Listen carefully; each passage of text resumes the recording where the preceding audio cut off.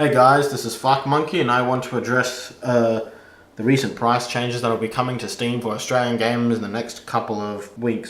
So I just found out on the Escapist magazine that the GST, which stands for Goods and Services Tax, is going to be applied to all Steam games, adding a 10% price increase to the current library of games for all Australian users, as if Steam games weren't expensive enough. After reading a few of the posts on the forums on the Escapists, a lot of people seem to be upset about this, understandably so, but I don't think they're upset for the right reasons. They seem to be upset that normal tax laws are being applied to, well, goods and services, rather than being upset that the games are so expensive to begin with. It's also worth noting that all retail games already have the GST applied to them, so if you start seeing Steam games being more expensive than, say, what you get at EB, then something is still very, very wrong. Why are games more expensive in Australia than, say, in the US? This is a very good question, and over the years, I've heard a lot of people giving lots of different reasons. Currency, exchange rates, but the main reason is, the short and sweet of it, is because the games industry is greedy, and Steam is too lazy to do anything about it. There used to be a time when Australia and America used to pay the same amount for games. In the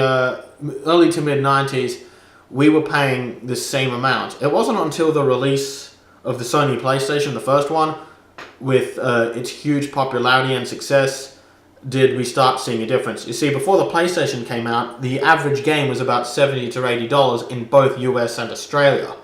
We were paying $80, and so was America, because games are being published on cartridges, and publishing games on cartridges was a very expensive process.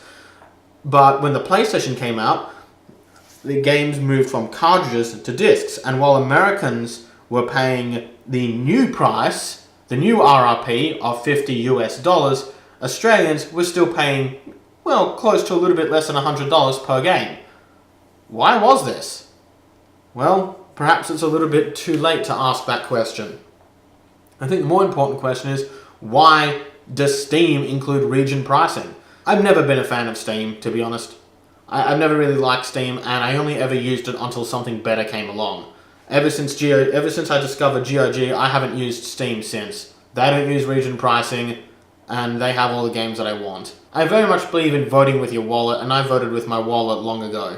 Until Steam starts better vetting its prices and starts better vetting its quality control, I will never use that platform. So that's my take on it. I really think it's Steam you should be upset with more so than the Australian government in this case.